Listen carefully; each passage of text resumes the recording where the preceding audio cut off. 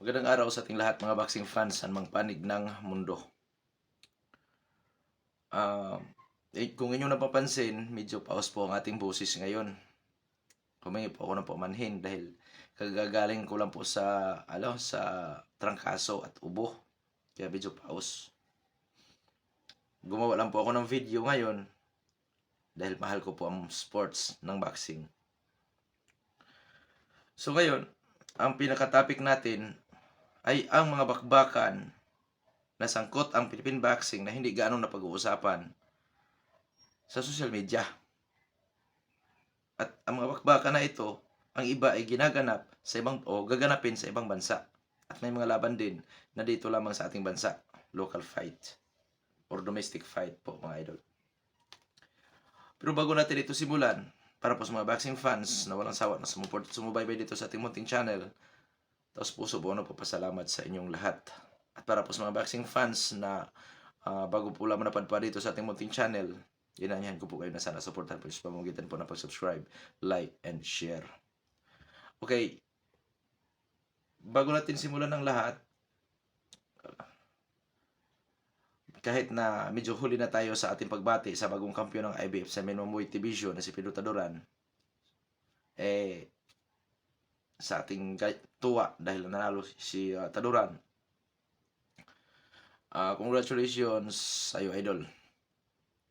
Napakaganda po ng inyong performance at talagang hindi po ako nanawa na panoorin paulit-ulit at paulit-ulit kung pinanood ang yung performance na napakaganda po ng inyong preparasyon. Napakaganda po ng inyong ipinakitang galaw na kung saan nakukuha nyo ang tamang adjustment kung paano mapahirapan ang Japanese fighter. Kung inyong natatandaan sa ating video, nabanggit ko rin doon ang butas sa skills nitong si Shiguka Jinjiro. Sabi ko nga doon, hirap ito sa close range, sa suntukan at sa mga agresibo. At ang ginawa ni Kabayan, agresibo. Napakaganda. Hindi lang talaga agresibo sa pagsunod, kundi agresibo sa pagbato ng suntok, agresibo sa pagsuntok sa close range. Ganon. Natatamaan si Taduran, tinatamaan din ang Japanese fighter. Humahalo kay ube sa tagiliran ang Japanese fighter, humahalo kay ube din sa tagiliran si Taduran. At malaking epekto sa Japanese fighter yun. Dahil ininda ang Japanese fighter ang mga suntok ni Taduran sa katawan, sa mukha, at nawi nga sa 9th round technical knockout or knockout ang laban. Nasasaktan ang Japanese fighter. Kuya Dong Sports, kasi may nagtanong, may chance ba na magkaroon ng rematch? Di malayo. Kuya Dong Sports, may panalo kaya ulit ni Taduran ang laban sa rematch kung sakaling magkaroon? Oo naman. Alam niyo bakit mga idol? Lahat ng diskarte ng Hapon na ipalabas na. Kita nyo naman mula first round hanggang 9. So, imposibleng hindi na ilabas ng Japanese fighter ang lahat ng kanyang kakayahan para manalo kay Taduran. Lalo na't doon ginanap ang bakbakan sa kanyang baluarte mismo. Nakakaya naman yata. O, di ba? Kahit sa atin man yan. Sarili nating lugar, doon tayo matatalo. Siyempre, medyo tayo dyan. Nakakaya yan. So, sa rematch, kung magkaroon ng rematch, 60-40 in favor of Taduran na yan. O 60-40 na. Kasi, expose na ang Japanese fighter. Kakayahan, galawan, diskarte. Expose na ang Japanese fighter sa nagawa ni Taduran. Paano mo nasabi? Dahil po sa tinalo ang Japanese fighter doon na sa ikasiyam na rounds sa kanilang naturang bakbakan. So, ibig sabihin ba, Kuya Dong Sports, kung natalo ito ni Taduran sa early rounds, first rounds, second rounds, kung mag-rematch, delikado si Taduran? Oo. Kasi posibleng naunahan lang. Pagka ganon. So, i-connecta natin si Astrolabio. First round, di ba? First round lang natalo si Astrolabio. Opo, first round lang itinagal Astrolabio. Narinig, first round, ayon po sa ating napanood. Sa Astrolabio, nakatani naman kung sakaling mag-cross ulit ang kanilang landas dyan sa Bantamweight Division, mga idol. Ang ano ko dyan, naunahan lang si Astrolabio. Ay, hindi naman daw malakas sabi ng grupo ng Astrolabio. Palubag loob na lang yan, mga idol. Hindi ko kinokontra salita nila. Ay, opinion nila yan Palubag loob. Ganun lang naman yun Pero pag mag-cross ulit ang landas nila, may chance pa rin si Astrolabio. 55-45 pa rin yan para sa akin. Bakit?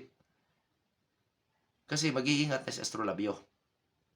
Pangalawa, hindi alam ni Nakatani ang buong potensyal, buong lakas, buong power na taglay ni Astrolabio. At hindi rin natin alam kung si Nakatani ang matamaan ni Astrolabio ng solido, kung kakayanin ba ni Nakatani. Kasi si Nakatani, may kahinaan din yan, mga idol, sa mukha. Uuga yan pag tinamaan sa panga. Kaya, may chance pa rin si Astrolabio kung sakaling magkaharap sila. 55-45 pa rin yan in favor of Nakatani. Yun ang ano ko dyan. Real talk lang tayo dyan, mga idol. Nice yung example. Okay, example. Si Adrian Coriel kontra si Binati Nonchinga. Take note, ang power ni Coriel is 20%. 80% o 75% ang nag-out ratio ng African fighter. Anong nangyari? Na kay Coriel na kay Nonchinga na ang height, reach, power, baluarte. Pero ang itinagal ni Nonchinga is second round. So, puti ang tiya ni Coriel. Nangyari? Panalo si hindi, ganito. Puti ang tiya ni Nonchinga sa unang pagharap, which is second round nga lang, itinagal ni Nonchinga. So, panalo si Coriel by second round, technical knockout. Ngayon, nagkaroon ng rematch. Mexico nangyari. So, dumayo naman si Nonchinga. Iniingatan ni Nonchinga na hindi siya madali ni Coriel sa early rounds. At nangyari, nakabawi si Nonchinga sa ikasiyam or ikasampung round sa kanilang bakbakan or ika-12 na round sa kanilang bakbakan, ni-knockout niya si Coriel. So, ibig sabihin, mga idol, may tsansa. Kasi posible nga lang na naunahan. At yung patama nitong si Nakatani, sikmura Pagka masikmura ka, idol, para ka rin tinamaan sa huling ribs mo. Pagka dyan ka tinamaan, napakasakit. Kuya Eddie talaga. Parehas lang din ang maramdaman pag tinamaan ka sa sikmura. Para ka rin na liver punch, mga idol, pag tinamaan ka sa sikmura. Ganon. Pero ang pinagtataka ko lang, sa depensa ni Astrolabio doon sa suntok niya. Although, sa bilis kasi ng pangyayari, pwedeng hindi rin napansin ni Astrolabio yun. Kasi hindi niya na depinsahan sa kanyang braso yung suntok sa tilir sa gitna. Lusot na lusot Sikmura pala talaga. Pero ganoon pa man, mga idol, ang talo ay talo, siyempre. At masasabi ko na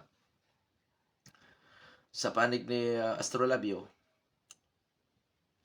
bounce back na lang. Nung saan, lalo siya mag-iingat. Kasi, yun nga, lalo na't napag-alaman ng mga Japanese fighter at di malayo na puro Japanese fighter ang kanyang makatunggali sa hinaharap. Ingat lang. Patibayin ng budiga, ganyan. Pero, pagka tamaan ka talaga dyan sa lugar na yan sa sikmura, sa gitna pa, talaga naman. Sa dibdib nga lang kung tinamaan ka, para kang lumalabas yung espiritu mo. How much more doon sa sikmura, mga idol. Kung nababa lang yun sa tiyan, kaya ni Astrolabio. Pero sikmura talaga Inulit-ulit ko rin yung laban na yun Ay napakatindi pag sikmura ang madali. Para ka rin tinamaan sa liver plans. Oo. Pero may chance si Astrolabio kasi yun nga, sabi ko na kanina. Okay, ngayon mga idol, dadako na tayo sa original na topic natin.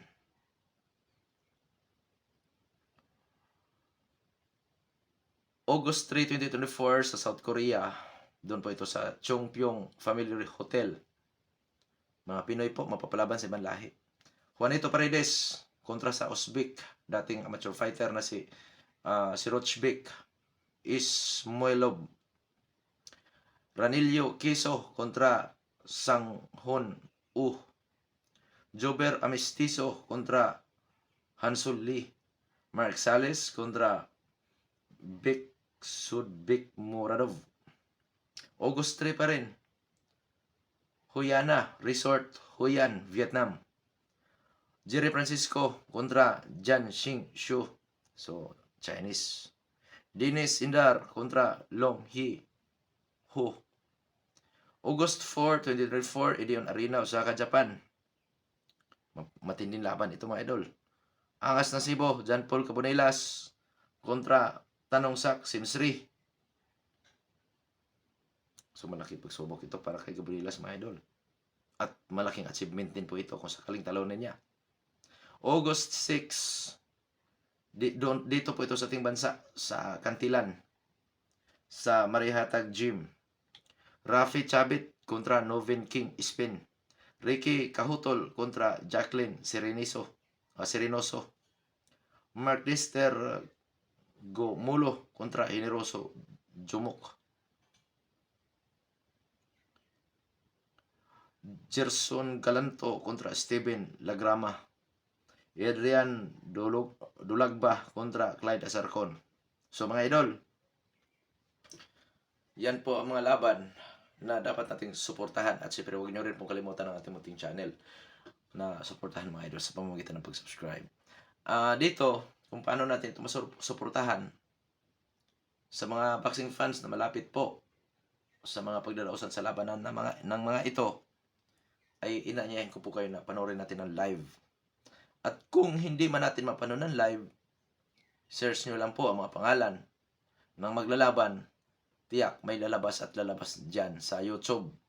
Dahil may mga channel po talaga yan na magko-cover.